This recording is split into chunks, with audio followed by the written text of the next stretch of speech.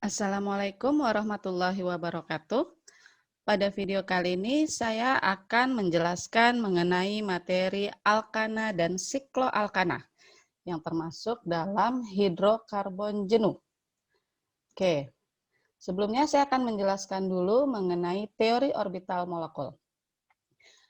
Pada pembahasan sebelumnya mengenai teori pengikatan dan isomerisme, kita sudah mempelajari apa itu teori Lewis ya atau teori titik elektron ya.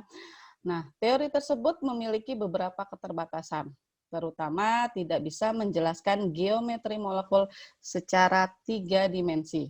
Nah, sehingga diperlukan teori lain untuk menjelaskannya, yaitu menggunakan teori orbital molekul. Nah, pada pembahasan sebelumnya kita juga sudah tahu bahwa orbital dibedakan menjadi 4 jenis ya, ada orbital S, kemudian orbital P, kemudian orbital D dan orbital F ya. Nah, ini apa ya analoginya ini seperti jenis-jenis ruangan ya atau kamar yang ada di hotel gitu ya.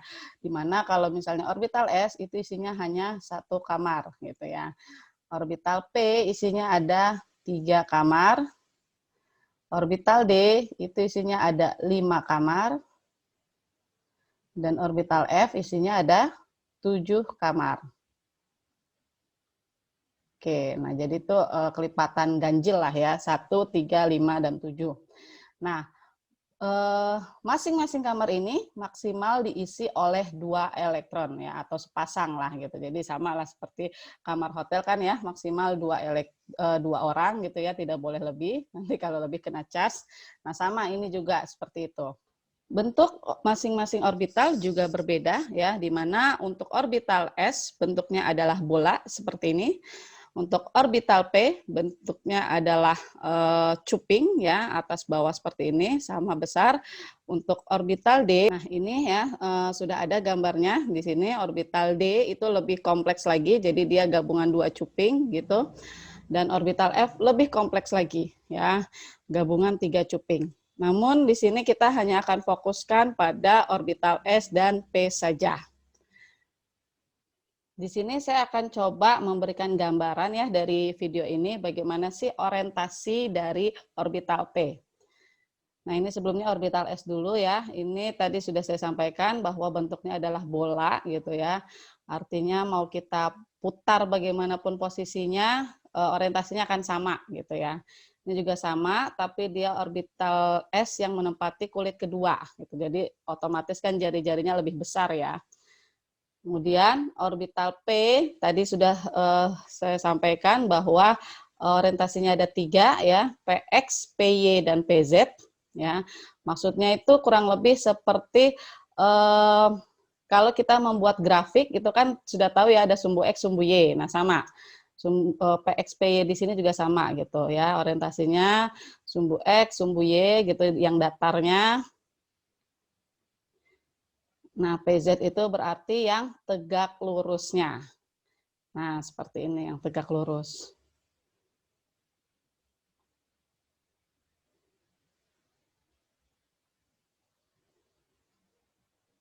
Oke, nah kemudian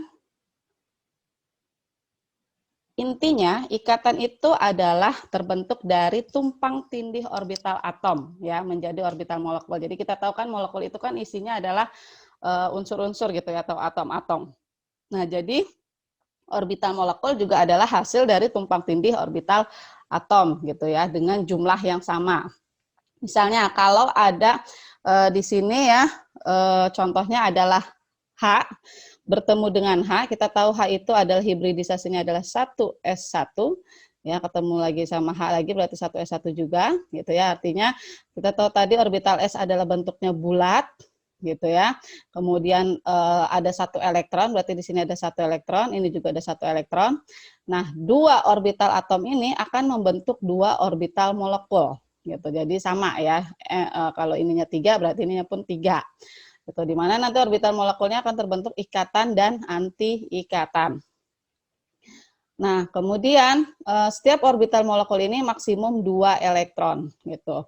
Dan elektron yang akan menempati orbital molekul itu adalah dia menempati di ruangan di antara kedua inti. Jadi di tengah-tengah sini nanti si elektronnya menempati. Kemudian dari segi arah, orbital S itu bersifat multi arah atau multidireksional. Maksudnya apa? Seperti yang tadi saya sampaikan, karena bentuknya bola gitu ya, mau kita putar bagaimanapun dia arahnya akan sama gitu ya, orientasinya akan sama. Sedangkan orbital P bersifat eka arah. Artinya kalau kita taruh dia datar, ya kan berarti arahnya X dan Y. Kalau kita taruh dia tegak lurus berarti arahnya Z gitu. Jadi namanya eka arah atau unidirectional. Nah, orbital tadi ya bisa saling tumpang tindih. Untuk orbital S selalu ya tumpang tindihnya muka ke muka. Nah, ini istilah aja lah ya, muka ke muka, dan menghasilkan orbital sigma seperti ini. Ya, jadi kayak yang S seperti ini aja lah intinya.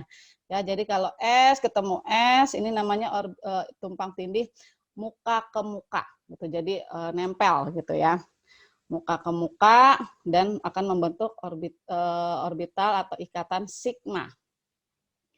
Kemudian sedangkan orbital P dia bisa 2 tumpang tindihnya. Tadi kan kita tahu ya ada yang bentuk datar, ada yang bentuk tegak lurus. Nah, untuk yang bentuk datar sama seperti S ya.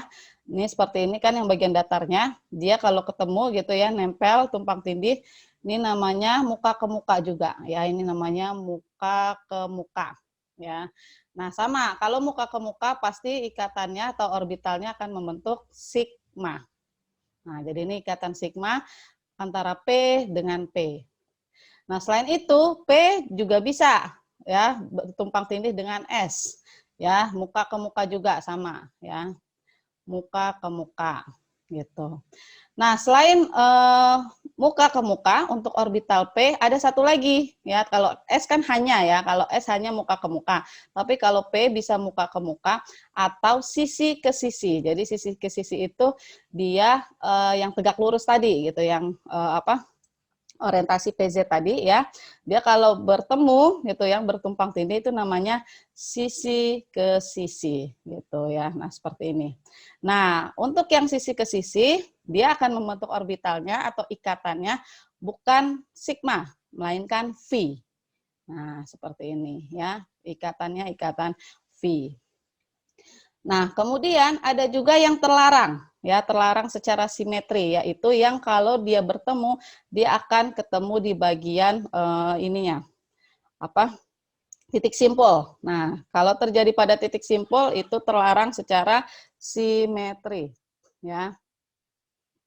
Jadi seperti ini, kalau misalnya yang datar, ya tadi yang muka ke muka akan ketemu sama yang tegak lurus. Nah, ini kan nanti kalau dia bergabung akan ketemu di bagian simpul. Nah, ini terlarang, tidak diperbolehkan. Nah, begitupun kalau yang S ketemu dengan yang bagian tegak lurus dari si P. Ya. Nah, ini kan kalau ketemu nanti dia akan kena ke simpul. Nah, ini juga terlarang secara simetri. Oke, semoga paham ya.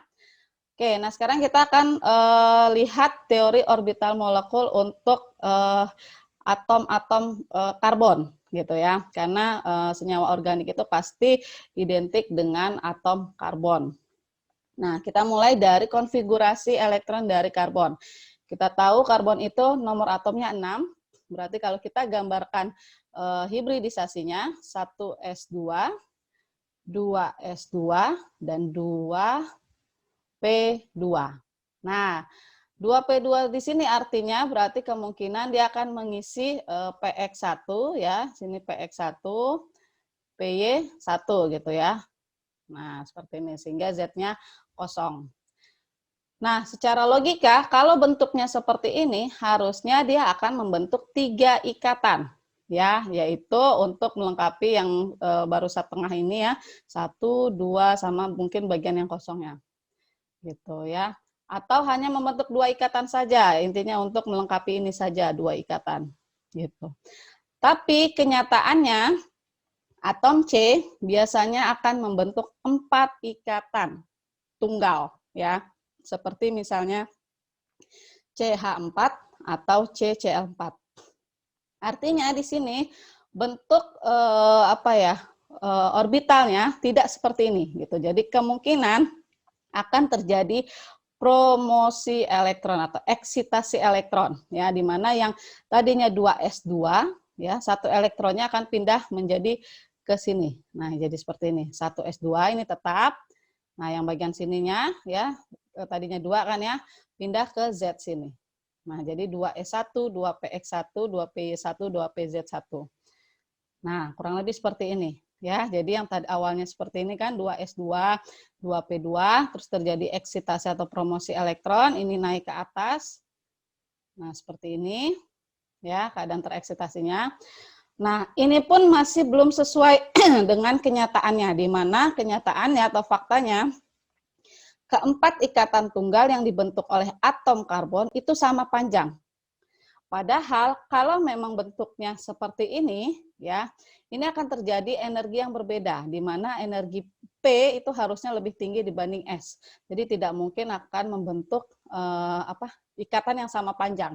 Tuh, tapi kita tahu kan kalau misalnya ada CH4, nah ikatannya kan akan sama panjang semua, tunggal semua. Nah seperti ini. Nah sehingga diajukanlah teori bahwa ini akan terjadi hibridisasi. Hibridisasi itu pencampuran ya, akan hibrid ya, kalau kita menghibrid berarti kita mencampurkan. Hibridisasi antara orbital S ini dengan 3 orbital P. Nah, jadi dia kayak membentuk kamar baru lah gitu, di mana energinya tuh sama semua. Dan energinya tuh tengah-tengah antara orbital S sama orbital P, seperti itu. Nah, nama kamar barunya itu adalah orbital hibrida karena campuran kan sp3 karena berasal dari 1s dan 3p. Nah, seperti ini. Jadi akan terbentuk 4 elektron yang akan menempati 4 kamar atau 4 orbital hibrida sp3. Nah, bentuk orbital sp3 itu seperti halnya orbital P, seperti ini. Nah, ini bentuk orbital sp3 ya. Bedanya kalau orbital P tadi kan cupingnya dia sama ya. Sama rata antara atas sama bawah gitu misalnya ya. Tapi kalau sp3 cupingnya tidak simetris gitu. Yang atas lebih besar daripada yang bawah gitulah. Ya. Dan biasanya elektron ditemukan pada cuping yang lebih besar gitu. Jadi makanya biasanya cuping kecilnya suka kita abaikan lah gitu ya. Nah, keempat orbital sp3 ini ya kita tahu kan kalau C biasa membentuk 4 ya. Gitu. Jadi gimana caranya 4 orbital sp3 ini akan membentuk struktur atau geometri yang satu sama lain tuh saling tolak paling jauh gitu. Jadi tolakan paling jauh. Kenapa harus saling tolak paling jauh? Karena kalau misalnya di sini elektron, terus ketemu lagi elektron, jadi kan di sini berarti ada elektron, di sini juga ada elektron ya, di sini ada elektron, nah elektron juga, karena akan terjadi tolak menolak ya, gitu. Nah, jadi dia harus mencari geometri, gimana caranya, yang posisi masing-masing ini tuh paling berjauhan, jadi tolakannya paling kecil, gitu istilahnya ya. Gimana caranya? Sehingga bentuk yang paling memungkinkan adalah tetrahedron beraturan. Jadi seperti ini struktur tetrahedral. Ya. Kenapa sih harus tetrahedral? Coba aja kalau misalnya kalian buatnya itu segi 4 gini. Nah, seperti ini nih C terikat sama H4 misalnya gitu ya. Nah, ini kan sudutnya berapa? 90 derajat. Sedangkan ini 109,5 derajat. Mana yang lebih besar? Ini. Ya, sehingga ini istilahnya jaraknya lebih jauh dibanding yang ini gitu. Makanya tetrahedral ini udah paling jauh lah gitu istilahnya antara satu cuping dengan cuping lainnya atau antara satu nanti ikatan ya misalnya dengan H antara satu tangan dengan tangan lainnya itu udah paling jauhan. Bentuknya adalah tetrahedron atau tetrahedral seperti ini. Gitu ya alasannya kenapa sih bentuknya kalau untuk karbon yang tunggal bentuknya adalah tetrahedral dengan sudut 109,5 derajat. Nah, SP3 tadi ya bisa bertumpang tindih ya, misalnya dengan S. Jadi kalau misalnya ikatannya dengan H atau misalnya CH4. CH4 kan berarti C-nya ketemu sama 4H. Nah, berarti kan masing-masing SP3 ini ya, 4 SP3 ini akan bertumpang tindih dengan 4 orbital S. Nah, seperti ini ya. Akan bertumpang tindih membentuk tadi ya, tumpang tindih muka ke muka. Jadi kita sebut ikatannya sigma tadi ya, kalau muka ke muka. SP3, ini dari si C-nya. S, ini dari si H-nya. Atau kalau misalnya bukan CH3, tapi misalnya bukan CH4, tapi CH3, CH3. Berarti kan gini ya. Berarti ada ikatan antara C dengan C, gitu. Sisanya baru H. Nah, kalau yang ini kan tadi SP3S, ini juga sama SP3S, ini juga sama SP3S. Nah, yang ini berarti apa? SP3, SP3 gitu. Karena tiap satu C kan tadi SP3 ya. Nah, berarti nanti dia akan membentuk tumpang tindih antar orbital SP3, SP3. Jadi nama ikatannya sigma SP3, SP3. Seperti itu. Nah, ini contoh yang pada molekul metana tadi ya, CH4, dia tumpang tindihnya SP3S. Ya. Oke, nah selanjutnya saya akan menjelaskan mengenai tata nama alkana. Ya. Alkana tadi sudah saya katakan di depan ya, alkana, sikloalkana itu merupakan hidrokarbon jenuh. Maksudnya jenuh apa sih? Dia maksimal mengikatnya itu tunggal semua gitu ya. Jadi dia ngikatnya tunggal semua, makanya jenuh dia. Ya. Nah, untuk rumus molekul alkana adalah CnH2n plus 2 ya. Jadi misalkan C-nya 6, berarti H-nya berapa? 6 kali 2 tambah 2 ya. Berarti C6H14 seperti itu. Nah, untuk tata nama alkana rantai lurus ya, 10 alkana awal, 10 alkana lurus itu sudah pernah diajarkan ya di SMA. Metana ini kalau 1, etana, propana, butana, kemudian pentana, heksana, heptana, oktana, nonana, dan dekana. Ya, ini harus hafal. Ya, ini dari SMA sudah diajarkan. Nah, bagaimana kalau alkananya tidak lurus? Ya, kita tahu kan rumus molekul sama, misalnya C6H14, bisa saja rantainya lurus, gini ya, 2, 4, 6, gini ya, ini saya gambarkan dalam bentuk rumus garis. Atau bisa juga bentuknya bercabang. Nah, seperti ini. Nah, seperti ini ya. Kita tahu ini namanya apa kemarin? Waktu pembahasan sebelumnya, isomer ya, isomer struktural ya. Jadi rumus molekul sama tapi kerangkanya berbeda. Nah, bisa saja.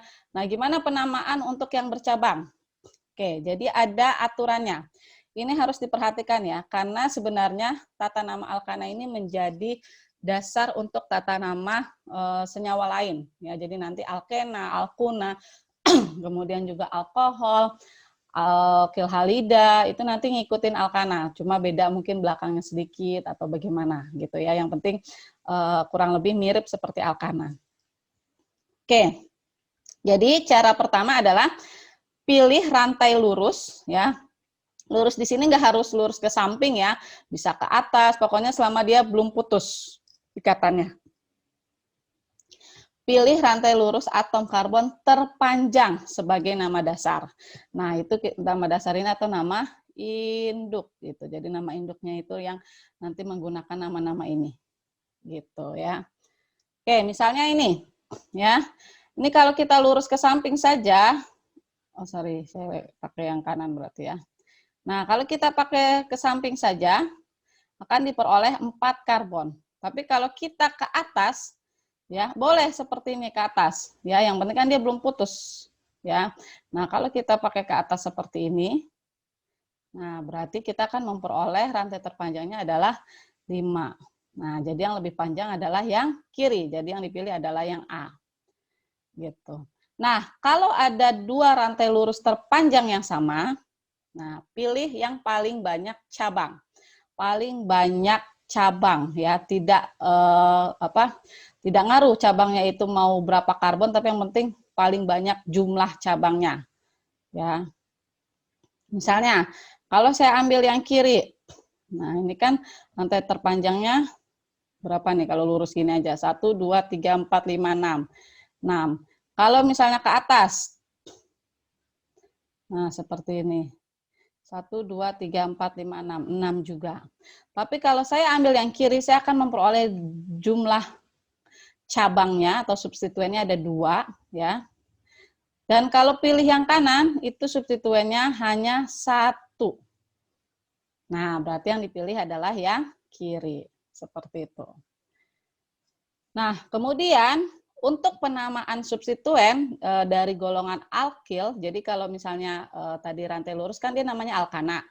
Tapi kalau sudah menjadi substituen atau cabang, kita namakan alkil. Jadi misalnya kalau cabangnya adalah 1C, aslinya kan metana, kita ganti menjadi metil. Gitu. Kalau 2 berarti etil, kalau 3 propil. Nah, mulai dari propil ini sudah ada 2 atau mungkin lebih malah jenis cabang. Artinya kalau misalnya propananya seperti ini lurus, berarti kita sebut propil saja. Tapi kalau dia agak berbelok seperti ini, itu namanya isopropil. Ya, isopropil. Intinya kalau iso itu adalah dia seperti ini. Nah, ini nih, segini tuh iso namanya. Nah, ini tuh iso. Kalau dia 3 berarti isopropil. Kalau dia 4 nambahnya ke kanan ya, isobutil. Kalau nambah lagi tapi nambahnya selalu ke kanan ya, jadi patokannya ini aja.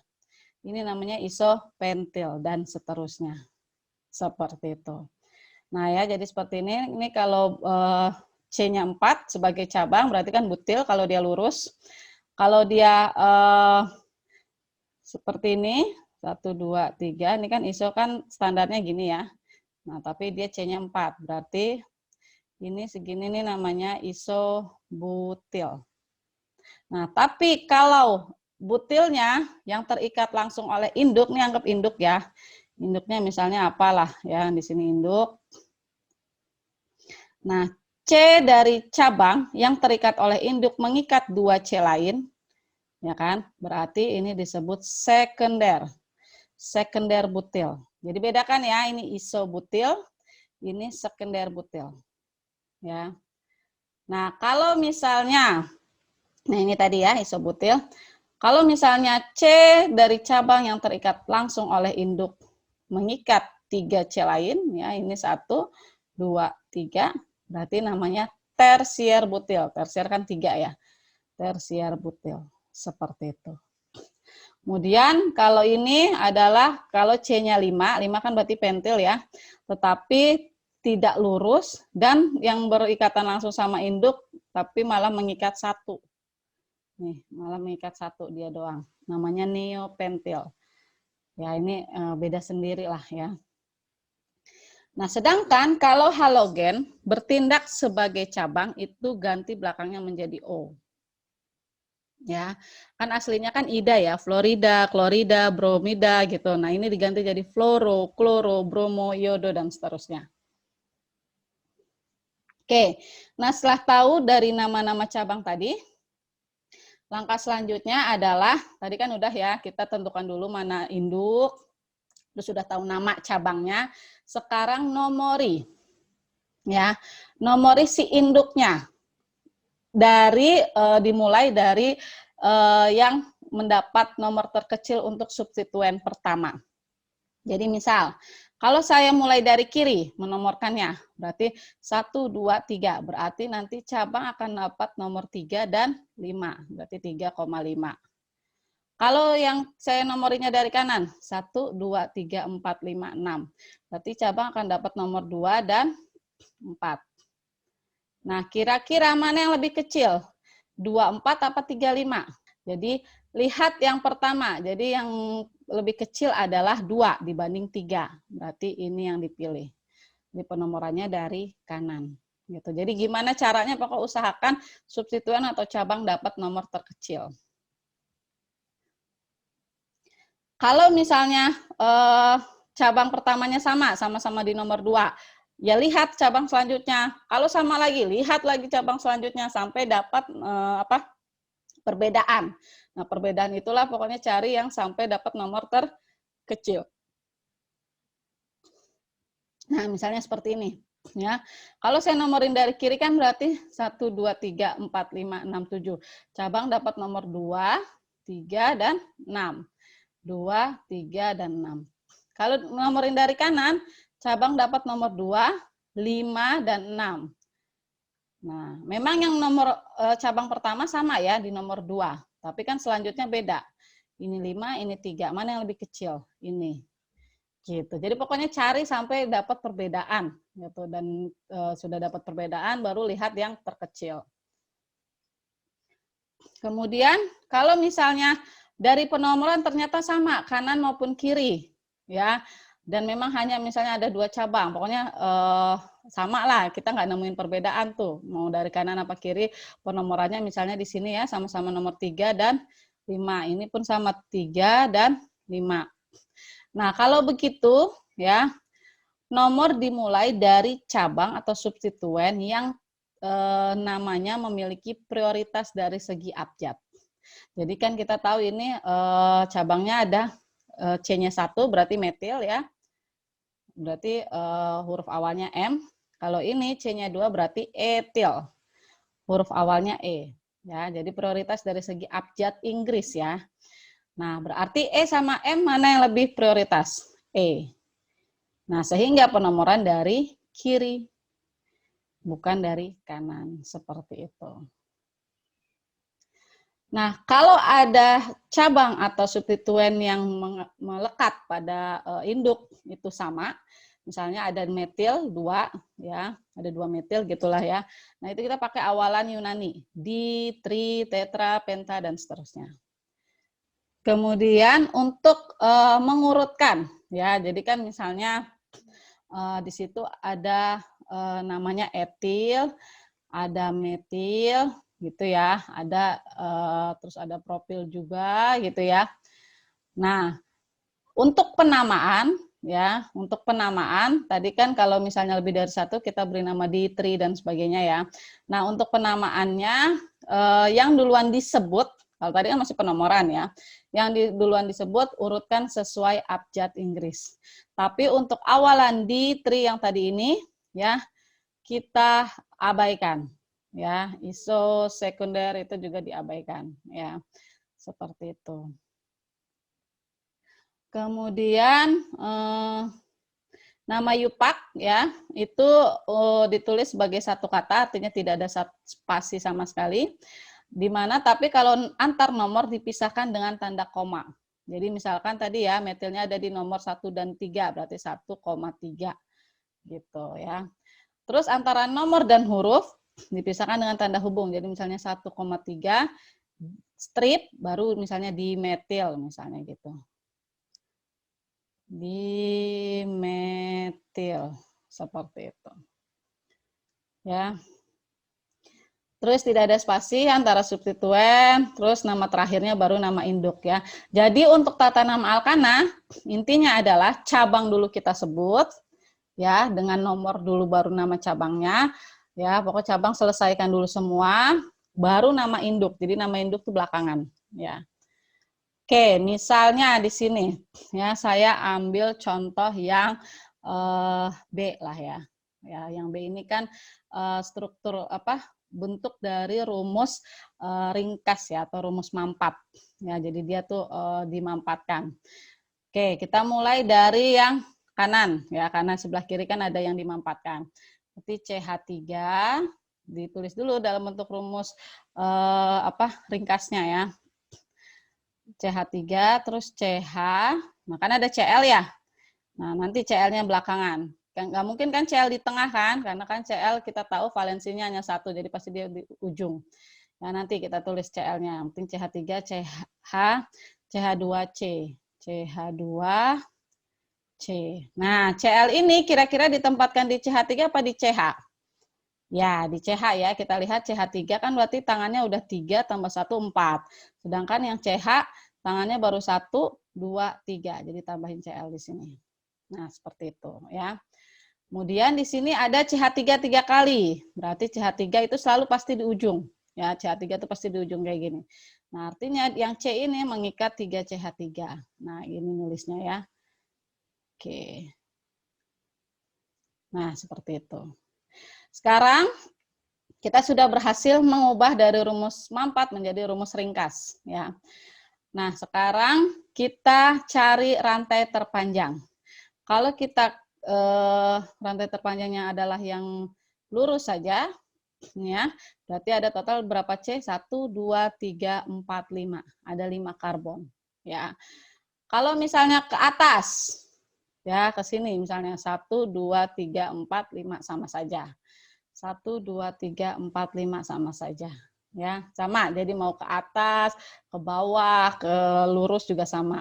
Ya.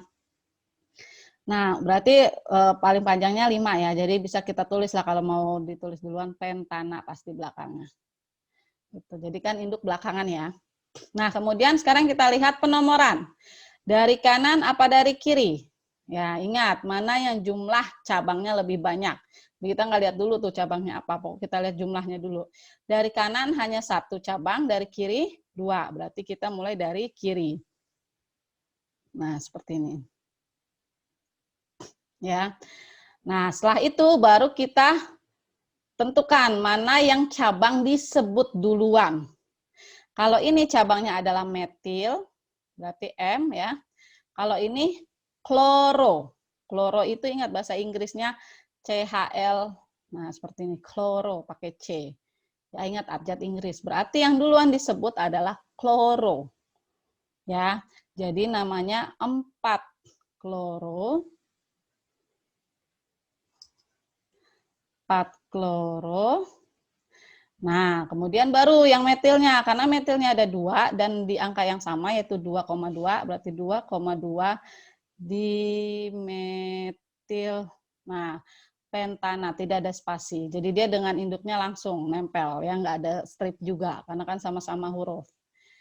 4 kloro 2,2 dimetil pentana. Gitu ya, paham ya? Jadi cara menamakannya seperti itu. Oke, untuk yang lainnya nanti bisa dikerjakan ketika latihan saat diskusi ya, saat pertemuan kuliah. Oke, sekarang saya akan menjelaskan mengenai sifat fisis dari alkana. Ya, alkana itu bersifat non-polar. Ya, kenapa non-polar? Karena isinya kan hanya C dan H, di mana keelektronegatifan antara C dan H ini tidak besar ya, jadi sangat-sangat kecil gitu ya, jadi bisa diabaikan ya. Jadi dia bersifat non-polar.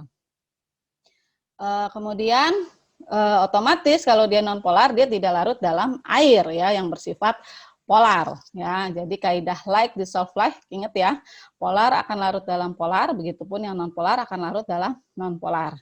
Jadi dia otomatis larutnya misalnya seperti dengan bensin gitu ya. Yang non-polar juga lah gitu. Karena ikatan hidrogen antar molekul air ya, berarti yang polar sama polar itu tidak bisa digantikan oleh tarik menarik alkana air gitu ya. Jadi makanya tidak larut dalam air. Nah, pergerakan molekul alkana menyebabkan elektron mengalami polarisasi sementara atau dwikutub sementara. Gitu. Jadi suatu saat gitu ya akan terjadi polarisasi. Jadi yang bagian positif sama negatifnya itu terpolarisasi gitu. Tapi ini hanya sesaat, ya hanya sementara, ya. Nah, kemudian akibatnya molekul-molekul alkana secara lemah tuh tertarik satu sama lain. Nah, intinya gaya tarik antar molekul alkana disebut gaya van der Waals. Jadi gaya van der Waals itu gaya yang lemah gitu ya. Nah, semakin panjang rantai alkana, misalnya antara kita bandingkan C-nya 2 dengan C-nya 3, ya, semakin panjang, kan berarti semakin luas bidang singgung, semakin banyak yang berinteraksi gitu ya, semakin banyak yang tarik-menarik. Ya, misalnya ini kan tarik-menarik antar HC gitu ya. Makin banyaklah yang tarik-menarik, gaya van der Waals semakin kuat, otomatis titik leleh dan titik didih meningkat. Ya, mengapa? Karena tahu ya bedanya TL sama TD ya. Kalau TL itu apa? Perubahan dari padat menjadi cair ya kan meleleh. Kalau titik didih cair menjadi gas. Tapi intinya padat menjadi cair berarti kan yang tadinya rapat kan padat ya menjadi cair kan agak renggang. Nah, begitupun dari cair menjadi gas lebih renggang lagi. Intinya kan akan terjadi pemutusan ikatan. Gitu. Jadi biar dia meleleh atau biar dia mendidih kan akan terjadi pemutusan ikatan yang membuat dia menjadi lebih renggang dari keadaan sebelumnya. Nah, kalau ikatan antar satu molekul dengan molekul lainnya ini semakin besar, ya kan? Tadi ya karena luas bidang singgungnya semakin banyak, berarti kan ikat tarik menariknya kan akan semakin besar, ikatannya semakin kuat, semakin sulit diputus, makanya titik leleh dan titik didihnya meningkat, gitu maksudnya. Ya. Kemudian semakin bercabang rantai alkana, molekul semakin membulat. Nah seperti ini. Ya, jadi kalau bercabang itu seperti ini ya. Jadi dia semakin membulat. Jadi nanti yang berinteraksinya tidak terlalu banyak dibandingkan kalau dia lurus. Ya, jadi ini contoh ya kalau dia lurus seperti ini berarti kan nanti bidang singgungnya banyak. Ini ketemu ini tuh lihat. Yang nempelnya banyak tuh. Ya. Tapi kalau ini kan yang nempelnya hanya bagian sini, sini gitu kan ya. Gitu. Nah, karena dia semakin membulat, bidang singgung berkurang, otomatis gaya van der Waals semakin lemah. Titik leleh dan titik didih menurun. Ya. Nah, kalau ini adalah contoh semakin panjang rantai, ya itu semakin tinggi titik leleh dan titik didihnya. Ya, ini terjadi pada fraksionasi minyak bumi. Oke, selanjutnya adalah sikloalkana. Jadi sikloalkana berarti adalah alkana ya, tunggal semua gitu, tapi dia bentuknya siklik gitu. Penamaan sih seperti alkana ya sebenarnya, tinggal tambahin kata-kata depannya siklo. Misalnya kalau C-nya 3 berarti siklopropana. 4 siklobutana, siklopentana, sikloheksana dan seterusnya. Nah, ini titik didih sama seperti halnya alkana ya, semakin banyak C, semakin tinggi titik didihnya. Ya, ini juga sama. Nah, sekarang penamaan. Ya, penamaannya sama seperti alkana juga. Alkil dulu disebut, baru sikloalkananya ya. Tidak ada spasi ya. Gitu. Nah, kalau cabangnya hanya satu, tidak perlu pakai nomor. Misalnya seperti ini. Berarti kan ini metil, siklopentana. Seperti itu saja, nggak usah pakai satu lagi di depannya. Nah, tapi kalau misalnya ada dua, boleh kita kasih nomor. Ya. Bukan boleh, memang harus kita kasih nomor ya. Untuk mengetahui dia ada di posisi nomor berapa. Nah, untuk penomoran dari sikloalkana itu bebas. Ya, kalian mau muternya ke kanan atau ke kiri bebas, tapi gimana caranya yang terpenting cabang dapat nomor terkecil gitu. Jadi misalnya kalau saya muter ke kanan, dia kan akan dapat nomor 1 dan 2. Kalau saya muternya ke kiri, dapat nomor kirinya ini ya. 1 dan 5 gitu. Berarti kan lebih kecil ke kanan ya. Yang dipakai yang ini. Jadi namanya 1,2 dimetil karena sama-sama metil siklopentana. Nah, lalu kalau jenis substituennya berbeda, yang dapat nomor 1 kan kalau ini sama ya. Jadi bebas mau nomor satunya ini juga sama aja kan, 1 2 juga kan. Nah, kalau substituennya berbeda, yang dapat nomor 1 yang atau yang lebih prioritas, kayak tadi lagi, prioritas abjad Inggris. Nah, karena ini adalah C-nya 2 berarti etil, yang ini metil berarti yang duluan disebut apa? E kan? Nah, berarti ini nomor 1, metilnya nomor 2. Sehingga namanya 1 etil, 2 metil siklopentana. Nah, kemudian misalnya contohnya yang C lah ya, saya kasih contoh yang C. Sini ada bromo ya, ada metil. Mana yang duluan disebut? Brom, berarti nomor 1. Nah, muternya bebas kan ya, sama aja. Nah, jadi metilnya dapat nomor 3. Jadi namanya 1 bromo, ya, 3-metil siklobutana karena C-nya 4. Nah, seperti itu. Nah, untuk sikloalkana ya ini khusus ya, dia ada yang namanya isomer geometri. Apa maksudnya isomer geometri itu? Kita tahu isomer adalah rumus molekul sama. Nah, berarti geometrinya yang berbeda. Geometri itu apa? Posisi dalam ruang, gitu ya. Jadi artinya gini, kalau misalnya di sini ada 2 metil ya, di nomor 1, 2 ya. Dikarenakan sikloalkana ini sifatnya beda dengan alkana, di mana kalau alkana kan dia tunggal biasa, artinya dia bisa bergerak bebas, berotasi bebas gitu ya, ikatannya bisa kita putar-putar. Kalau kalian nanti cek mungkin di model molekul ya, bisa terlihat dia tuh ikatannya bisa gerak-gerak gitu ya, muter-muter. Nah, tapi kan kalau sudah berbentuk siklik, itu kan dia sifatnya ajek gitu. Jadi tidak bisa muter-muter lagi gitu. Udah stay di situ gitu ya. Nah, sehingga kalau posisi di atas dengan posisi di bawah itu akan berbeda sifat. Gitu. Jadi kalau kita ingin mengubah dari yang posisi atas dengan posisi di bawah, nggak bisa tuh dengan kita tinggal muter aja. Gitu, nggak bisa. Otomatis kalau dia bentuknya model molekul ya kita cabut dulu gitu ya, terus kita pasang lagi. Nah, artinya dua posisi yang berbeda ini akan memiliki atau akan menghasilkan struktur yang berbeda. Sifatnya pun akan berbeda. Nah, itu namanya isomer geometri. Ini pun nanti akan terjadi pada alkena.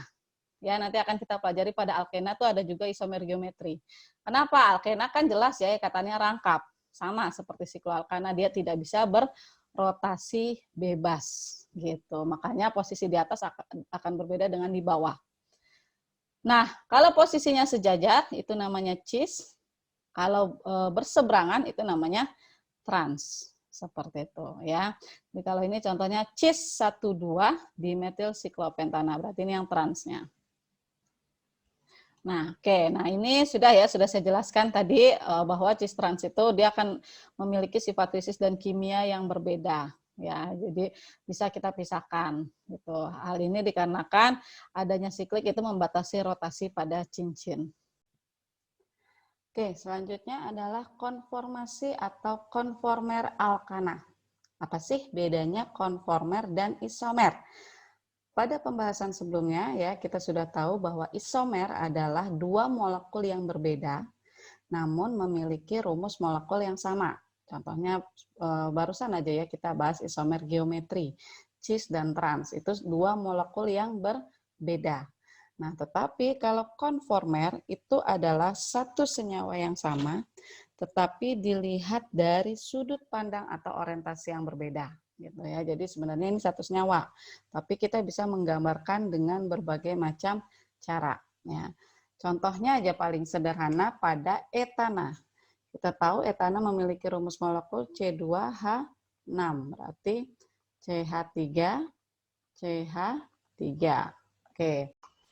Di sini saya akan menjelaskan konformer dari etana menggunakan model molekul. Jadi sudah ditulis ya bahwa isinya adalah CH3, CH3. Berarti di sebelah kirinya itu ada C yang warna hitam dengan mengikat 3H. Sebelah kanan juga sama, C mengikat 3H. Ya, jadi ini model molekulnya. Nah, kita tahu bahwa alkana atau di sini berarti etana itu memiliki ikatan tunggal ya, hibridisasinya sp3 juga memiliki orbital sigma gitu. Nah, di mana orbital sigma ini dia masih bisa berotasi atau berputar gitu ya. Masih bisa kita putar-putar gitu. Nah, sehingga akan ada beberapa cara gitu, berbagai macam cara kita menggambarkan konformer dari etana gitu ya. Nah, ini. Nah, sehingga secara keseluruhan akan didapatkan jumlah konformer dari etana sebanyak tak terhingga. Karena kalau kita putar sedikit saja, nah seperti ini, itu akan berbeda konformernya dengan sebelumnya. Putar lagi, berbeda lagi, putar, dan seterusnya. Ya, jadi konformernya akan diperoleh sebanyak tak terhingga. Namun hanya akan ada dua konformer ekstrim, yaitu maksudnya ekstrim di sini dia memiliki energi tertinggi juga energi terendah.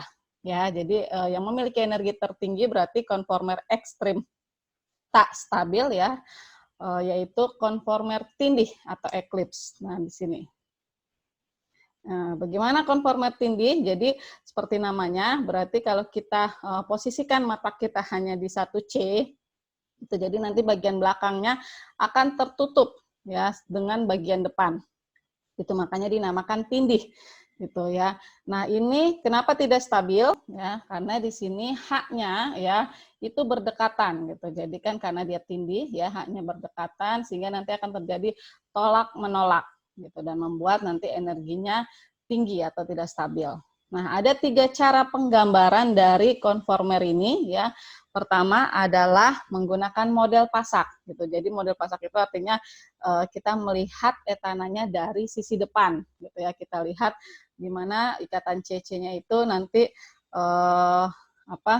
sebagai garis ke samping gitu ya. Nah, seperti ini. Kemudian ada H yang ke atas satu ya masing-masing.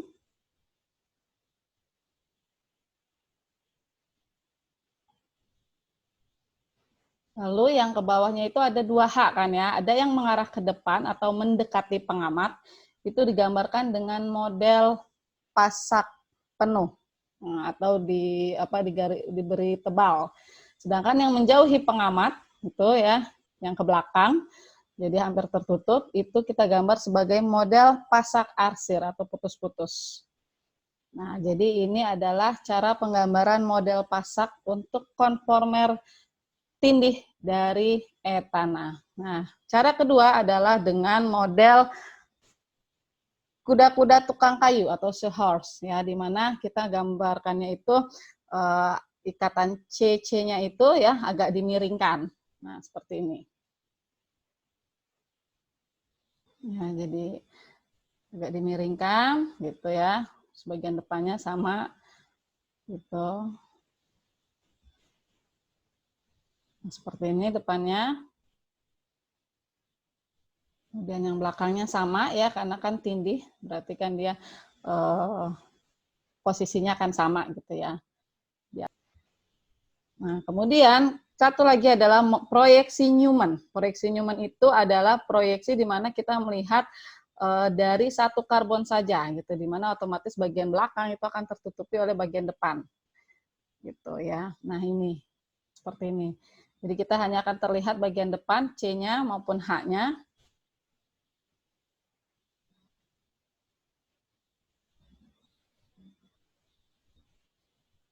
Yang C-nya yang bagian depan. Dan ada H3 di sini.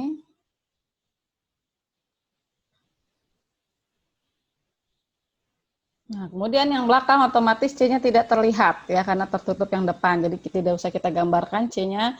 Nah, H-nya pun sebenarnya tidak terlihat ya. Namun untuk memberi keterangan bahwa di belakang tuh ada sesuatu gitu, ada H, maka dimunculkan sedikit gitu. Jadi dia benar-benar berhimpit gitu. Nah, inilah proyeksi Newman dari konformer tindih etana. Nah, sekarang bagaimana untuk konformer yang ekstrim stabil gitu, yang paling stabilnya. Ya, kita coba putar bagian belakangnya saja ya, depannya tetap ke arah berlawanan arah jarum jam ya. Nah, seperti ini. Nah, ini akan diperoleh konformer ekstrim stabil yang dinamakan konformer silang. Nah, ya sesuai namanya, jadi dia saling silang hidrogennya. Gitu ya. Nah, jadi kenapa dia stabil? Kita lihat di sini ya, H-nya itu agak berjauhan dengan ini, terus ini juga dengan ini agak berjauhan, sehingga meminimumkan tolakan. Gitu. Nah, kalau kita gambarkan proyeksi Newman-nya, berarti depan sama ya, tidak berubah, sama seperti tadi. Nah, cuman yang belakangnya itu selang-seling gitu. Makanya namanya silang. Nah, ini proyeksi Newman dari konformer silang etana. Berarti kalau yang model kuda-kuda tukang kayu, ya kita gambarkan kayak tadi, depannya tidak berubah, tinggal yang belakangnya bentuknya silang, seperti huruf Y. Nah, seperti ini. Kemudian yang satu lagi adalah model pasak ya. Model pasak berarti kita melihatnya dari arah depan, jadi 2C-nya kelihatan.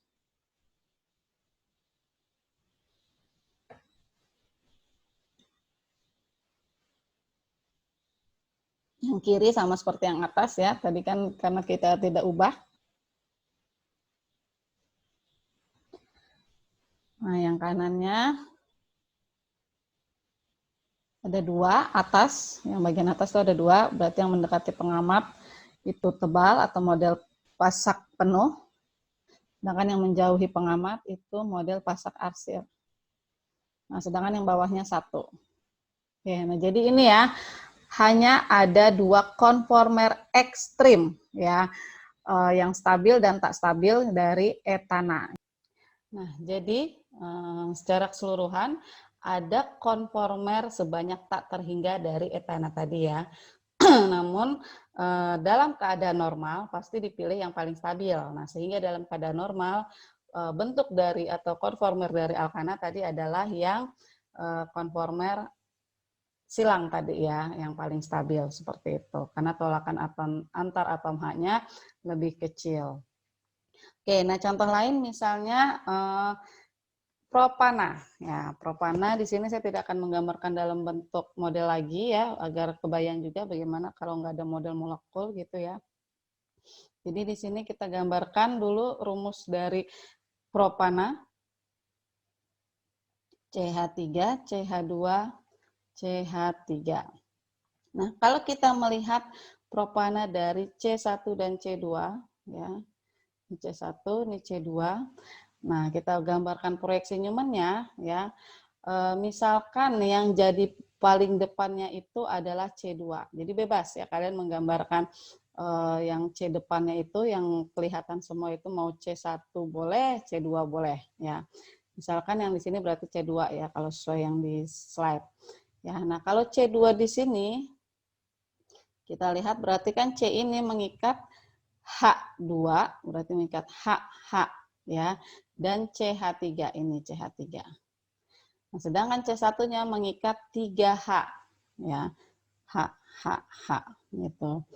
Nah, sehingga kalau kita mulai dari konformer yang ekstrim tak stabil atau yang tindih akan diperoleh seperti ini ya.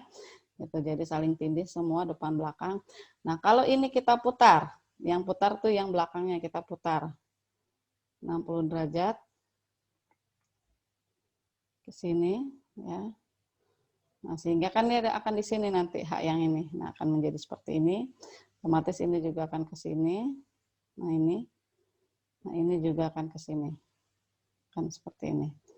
Nah, ini adalah konformer ekstrim stabil atau tadi yang silang.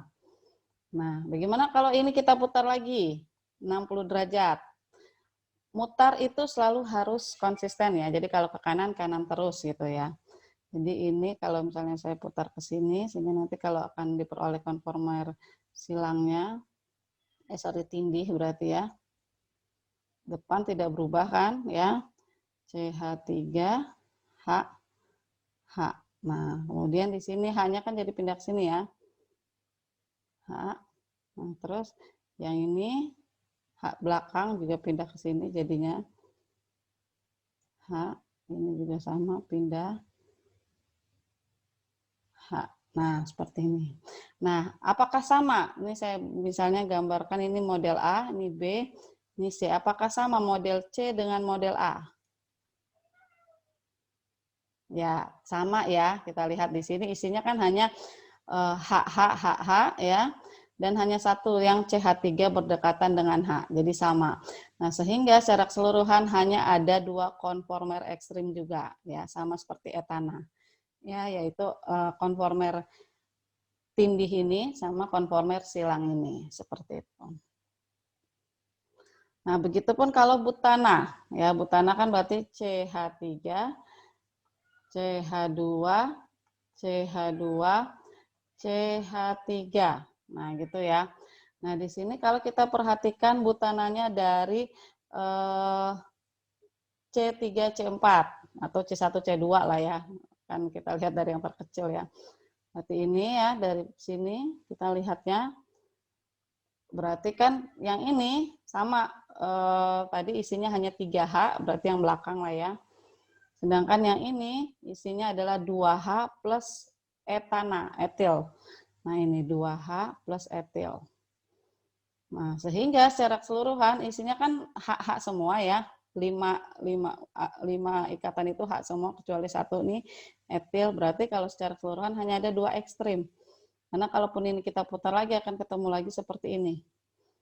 Ya, nah beda kalau kita melihatnya dari perspektif C2 dan C3 nih yang tengah. Ya, jadi ini saya nah ini ya. Berarti seperti ini.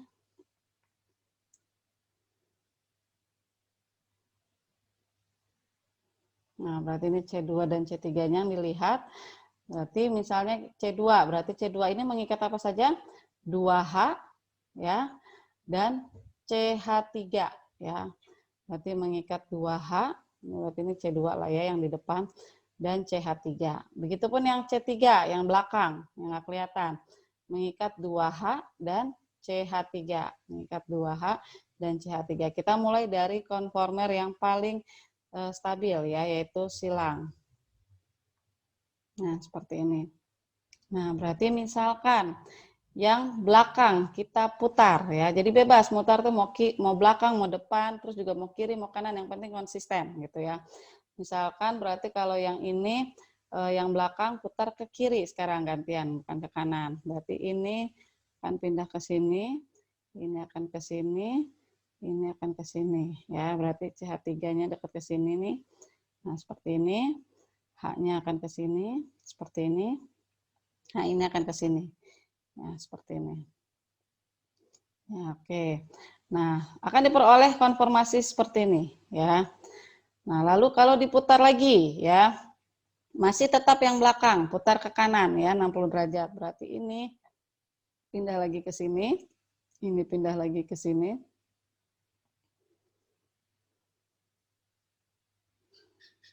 Ini pindah ke sini. Nah, ini jadi ke sini ya, CH3-nya, H-nya jadi di sini. H ini jadi ke sini, ke bawah. Nah, ini kalau saya gambarkan ini C, ini B, ini A, ini D. Nah, apakah konformasi yang A sama dengan C? Kita perhatikan, apakah sama? Berbeda ya, artinya ini adalah konformer yang berbeda, makanya saya tulis. Ya, kalau tadi kan karena sama tidak perlu ditulis lagi. Nah, begitupun kalau masih diputar lagi, coba masih diputar lagi. Si ke kanan ya, yang belakang, berarti ini ke sini, ini ke sini, ini ke sini. Nah, akan diperoleh seperti ini. Nah, apakah yang D sama dengan B? Berbeda, karena kalau yang D itu benar-benar berdekatan CH3-CH3-nya. Ya. Ini yang berdekatan CH3 dengan H. Nah, ya, berarti akan secara keseluruhan akan diperoleh 4 konformer ekstrim. Ya, 4 konformer ekstrim.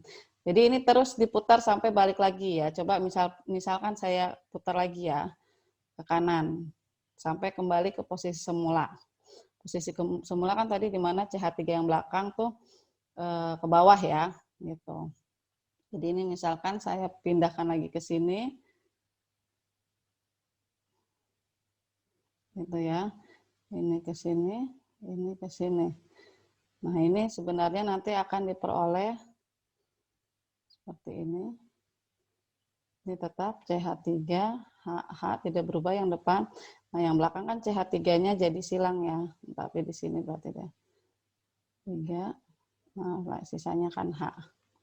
Nah ini misalnya saya kasih namanya E. Struktur E kira-kira sama, ada yang sama nggak dengan sebelumnya? Ada ya, yang ini dengan yang C. Ini sama ya, dia silang ya, tapi silangnya CH3-nya masih berdekatan. Kalau ini silangnya benar-benar silang gitu, dia anti kita sebutnya ini ya. Ini kita sebut namanya anti. Kalau ini kita sebut C maupun E kan sama ya, senyum yang sama, jadi nggak usah ditulis ulang. Gauge. Nah, Jadi silang tapi masih berdekatan gitu. Kalau ini benar-benar berjauhan. Seperti itu. Nah, kalau kita putar lagi, ini ke sini, ini ke sini ya sampai dia tindih gitu akan diperoleh yang ini. Ya, di mana CH3 berdekatannya sama H, kan berarti yang ini. Jadi nggak usah digambarkan. Kalau diputar lagi, balik lagi sebenarnya. Jadi baru seperti ini. Nah, sehingga total secara keseluruhan hanya ada 4 ya. Hanya ada 4 konformer ekstrim. Ya, di mana ini dan ini kita sebut ya, yang B dan D itu kita sebut konformer tindih, jadi tetap namanya tindih atau eclipse. Nah, yang ini anti, ya karena benar-benar berjauhan, satu di ujung atas, satu di ujung bawah. Nah, kalau ini silang tapi yang gauge, seperti itu. Nah, kalau dari energi, kira-kira urutannya bagaimana berarti? Ya, misalnya saya buat dari mulai yang paling saya mulai dari A, misalnya ini energi ya, seperti ini energi. A ini kan yang paling stabil ya, berarti paling stabil itu paling bawah, energinya paling rendah. Nah ya, kemudian yang B agak naik dikit, jadi B-nya segini ya, B-nya. Nah terus yang C, nah segini C ya. Jadi C itu lebih stabil dari B, tetapi masih lebih stabil A, gitu ya. Karena ini masih berdekatan, berarti kan masih ada tolakan ya. Nah, baru yang D, sangat-sangat tidak stabil. Kenapa? Karena silangnya itu yang berdekatannya CH3 dengan CH3. Kalau ini kan CH3 dengan H. Dia paling tinggi. Nah, seperti ini. Kalau menggambarkan diagram energi berdasarkan yang saya buat proyeksi Newman-nya. Seperti itu.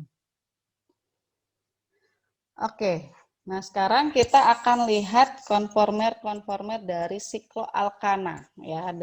Kita mulai dari yang paling sederhana adalah siklopropana. Di sini saya akan menjelaskan konformer dari sikloalkana ya, mulai dari tadi ya sikloalkana paling sederhana yaitu siklopropana.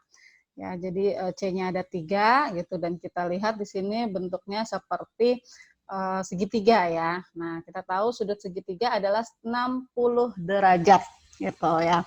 Nah, padahal seharusnya sudut yang ada di karbon ya karena dia hibridisasi sp3 itu harusnya 109,5. Artinya kan sudutnya mengecil dari yang seharusnya ya sehingga nanti jaraknya juga akan semakin berdekatan, semakin ada tolakan gitu ya. Nah, itu yang disebut sebagai regangan sudut gitu ya. Jadi tegangan sterik gitu ya akibat sudut yang lebih kecil dari seharusnya. Nah, sehingga siklopropana merupakan sikloalkana yang paling tidak stabil.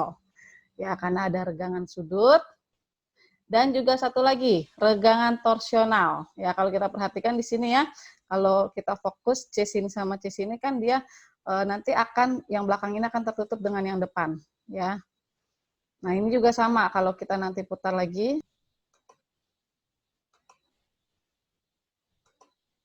Nah, ini ya nanti ini bagian belakang tuh akan tertutup sebenarnya dengan bagian depan ya. Gitu atau kita kenal tadi namanya konformer tindih gitu. Nah, itu akan menghasilkan yang namanya regangan torsional. Jadi kalau regangan sudut kan tadi akibat sudutnya yang mengecil, kalau regangan torsional adalah tegangan sterik yang diakibatkan oleh C yang berhimpit gitu sehingga nanti HA-nya kan saling berdekatan ya terjadi tolakan juga gitu.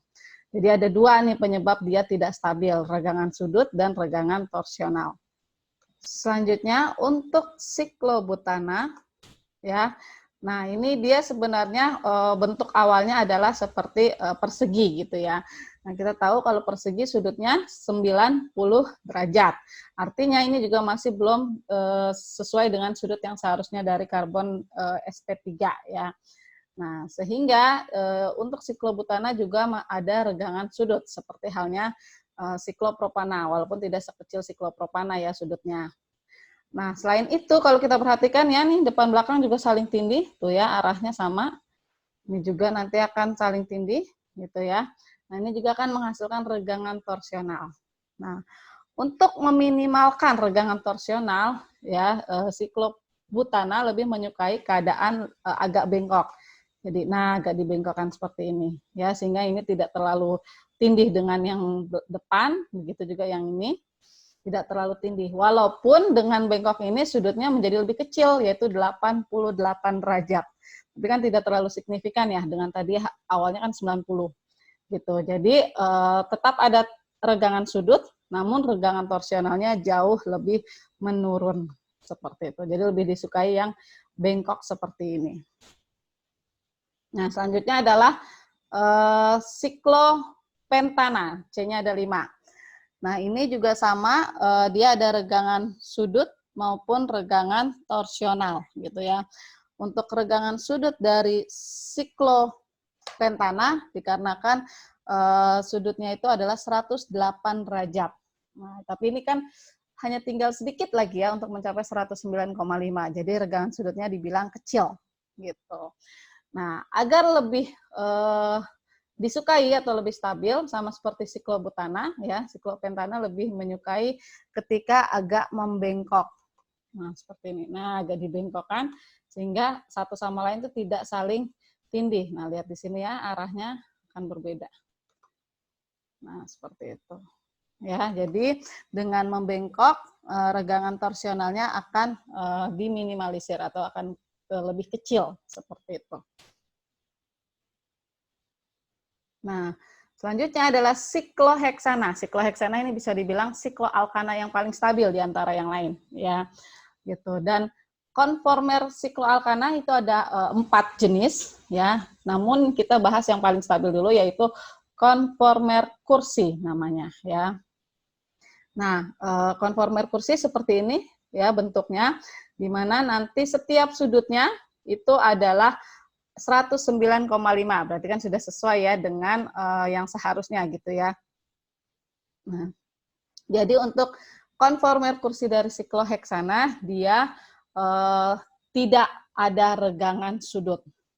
Nah, selain itu kalau kita perhatikan di sini ya, depan sama belakang itu tidak saling tindih ya. Kita lihat sini yang ini ke bawah, haknya ini ke atas. Gitu. Terus ini juga yang miringnya agak ke sana, yang ini miringnya agak ke depan, gitu kan. Jadi sehingga akan disebutnya ini tadi apa konformernya silang satu sama lain ya, depan dengan belakang ya. Posisi atau orientasi dari H yang terikat oleh karbon di tiap sikloheksana itu ada 2, di mana kalau tegak lurus terhadap bidang, jadi ini kita anggap ini bidang datar gitu ya, yang tegak lurus itu disebut H aksial atau posisi aksial lah ya. Nah, jadi ini aksial atas, aksial atasnya selang-seling ya. Ini berarti selang-seling. Nah, sedangkan aksial bawah juga selang-seling. Nah, sehingga secara keseluruhan aksialnya itu selang-seling, atas, bawah, atas, bawah gitu. Makanya dia stabil gitu ya. Nah, sedangkan yang keluar dari bidang gitu atau yang miring lah kita ngegambarkannya ya. Itu dinamakan sebagai posisi atau orientasi ekuatorial. Nah, ini ya. Nah, ini kalau digambarkan di atas kertas bentuk sikloheksana konformasi kursi adalah seperti ini ya. Jadi mulai dari ujung sini ya, dia itu agak meruncing gitu ke bawah ya. Nah, seperti ini. Terus kemudian selang-seling kancenya. Ini kan agak naik, terus agak turun, ya, terus ke atas lagi, naik lagi. Ini juga sama, naik, turun, naik. Nah, seperti ini. Nah, ini bentuk konformasi kursi kalau digambarkan di atas kertas. Ini juga mengapa dinamakan kursi? Karena memang bentuknya seperti kursi ya. Jadi ini seperti sandarannya, ini buat tempat duduknya, ini untuk selonjoran kaki lah, kurang lebih seperti itu. Nah, sekarang kita coba gambarkan proyeksi Newman-nya gitu. Yang tadi saya bilang dia tuh silang antara depan dengan belakang. Nah, jadi kita lihat, nah kurang lebih seperti ini. Lihat ya, ini depan, 3 ini depan, berarti depan ini, nah gini ya. Nah, gitu ya.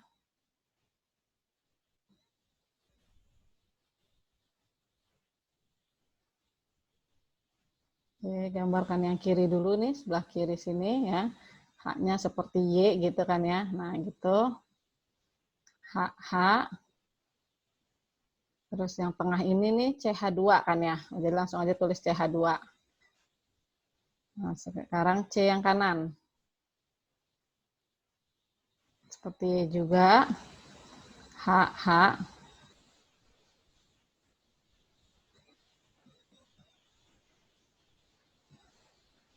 Oke, nah sekarang yang belakang, untuk C-nya kan tidak terlihat ya, jadi nggak usah digambarkan lagi. Sekarang H-nya kan dia selang-seling ya. Nah, kelihatan H-nya. Nah, tadi kan masih ingat ya, kalau yang seperti ini adalah konformer silang. Itu proyeksi Newman yang silang. Nah, CH2-nya juga ini kelihatan dibanding si CH2 ini. Jadi nggak terlalu tertutup gitu. Ini juga sama ya. Kelihatan nih H atas ini nanti.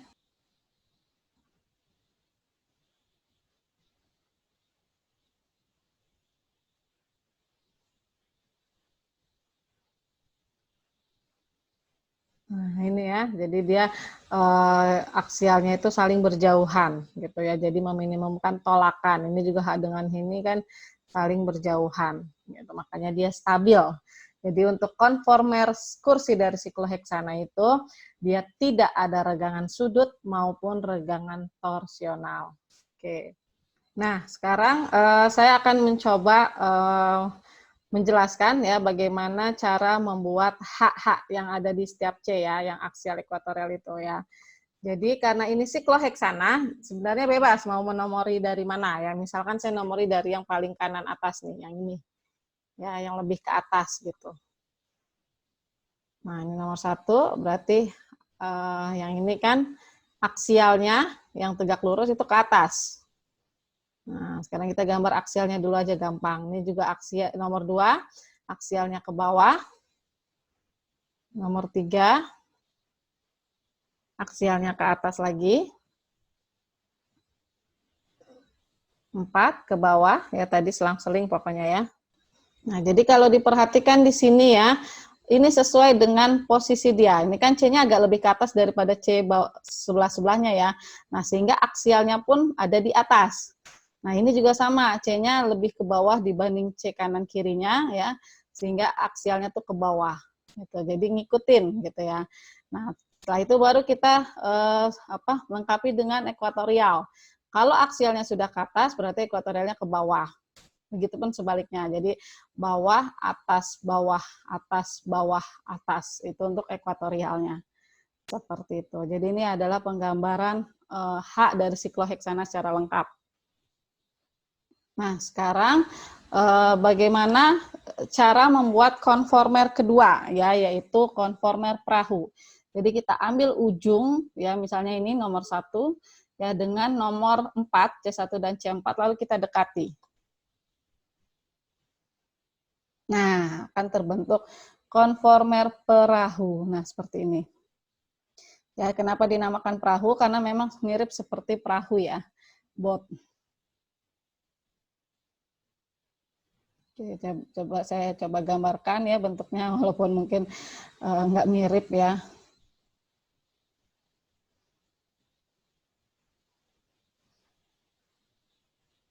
Itu nomor.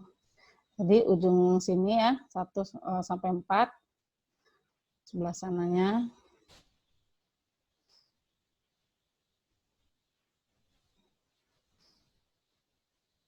Nah, seperti ini ya. Jadi mirip seperti perahu ya.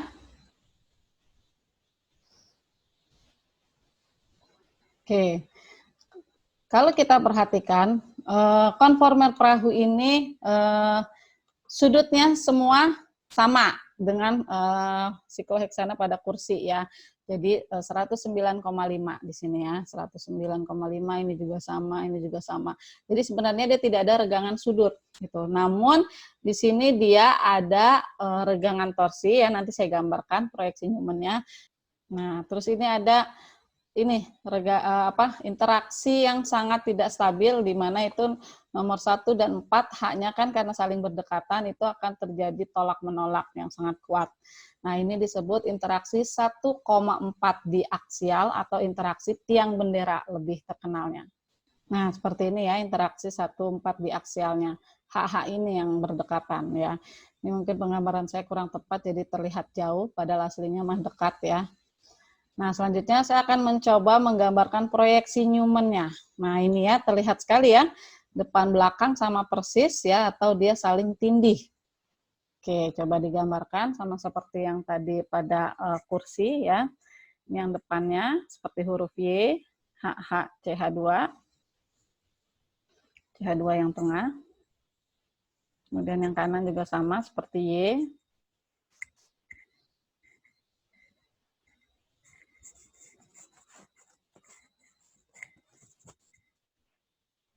Nah, yang belakang itu saling berhimpit, artinya benar-benar tidak terlihat ya. Oke, jadi kita gambarkan haknya saja agak keluar dikit gitu ya. Nah, ini yang belakang kiri. Nah, artinya ini akan membentuk proyeksi Newman tindih gitu ya, atau dia akan menghasilkan yang namanya regangan torsional tadi ya. Jadi tegangan sterik akibat posisi yang saling tindih seperti itu.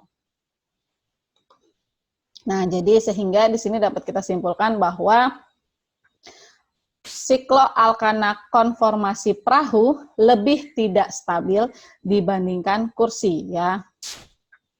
Nah, namun apakah konformasi perahu ini menjadi yang paling tidak stabil? Ternyata tidak, ada lagi yang lebih tidak stabil. Nah, di sini saya akan coba memperlihatkan video ya jenis-jenis konformer pada sikloheksana. Tadi kan kursi sudah ya seperti ini ya, kursi kurang lebih ya strukturnya atau penggambarannya. Nah, kemudian yang selanjutnya adalah ini half chair atau setengah kursi. Nah, setengah kursi itu jadi apa ya?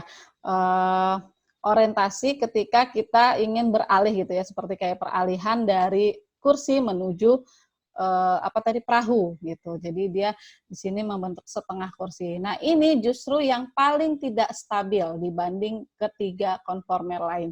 Mengapa? Karena kita lihat di sini semuanya tuh arahnya sama semua. Ya, ini juga sama, atas maupun bawah itu sama arahnya gitu. Jadi dia benar-benar ada regangan torsional yang tinggi gitu ya. Gitu. Jadi dia bahkan lebih tidak stabil dibandingkan yang perahu tadi. Nah, setelah itu adalah twist boat. Nah, twist boat atau biduk belit lah kalau bahasa Indonesianya. Jadi kalau digambarkan di atas kertas itu seperti pita gitu ya. Seperti pita gini. Nah, gitu ya, ada di slide. Nah, ini lebih stabil ya dibandingkan perahu gitu. Jadi dia hampir menuju kursi gitu ya kestabilannya. Nah, kemudian ini yang perahu tadi ya. Yang perahu itu di mana tadi ada interaksi tiang bendera ya. Kemudian juga tindih depan belakang.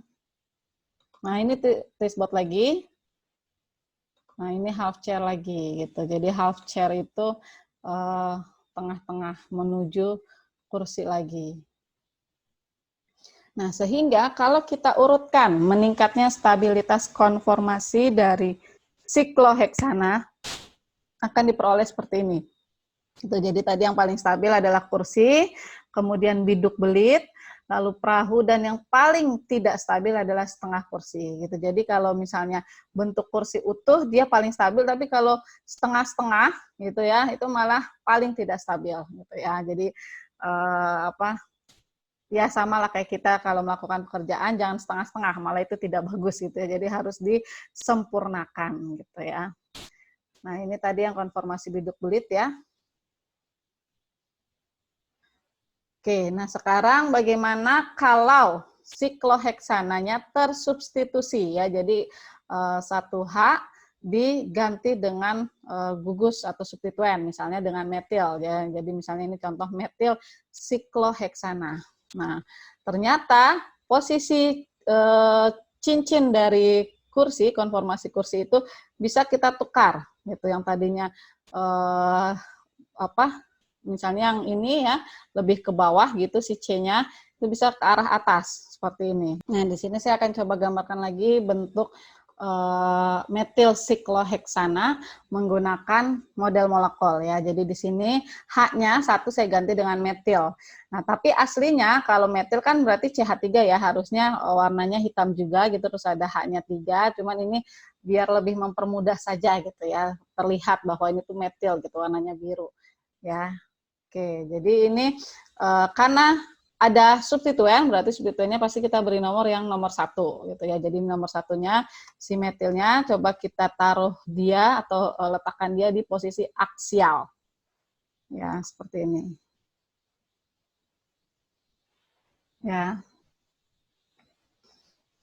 Kemudian posisi lainnya ya. Misal saja di nomor 2, H-nya itu saya ganti warna, padahal sebenarnya sama-sama H ya, tetap H gitu. Cuman ini biar lebih mempermudah kalian melihat. Gitu. Jadi saya kasih warna H-nya tuh coklat gitu ya. Nah, nomor 2 ini H yang coklat itu kan berarti posisinya apa ini? Ekuatorial ya. Nah, seperti itu. Ini H coklat gitu ya. Nah, jadi kalau kita mau muternya ke arah kanan, jadi nanti ketika kita lakukan pembalikan cincin juga harus tetap ke arah kanan ya, atau searah jarum jam lah gitu ya.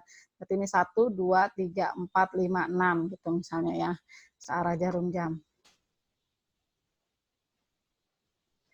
Nah, bagaimana cara pembalikan cincin? Oke, kita lihat di sini. Yang tadinya aksial, kita buat menjadi ekuatorial. Nah, yang ini juga sama, yang tadinya ekuatorial menjadi aksial. Nah, tinggal kita sesuaikan. Kan tadi aksialnya selang-seling ya.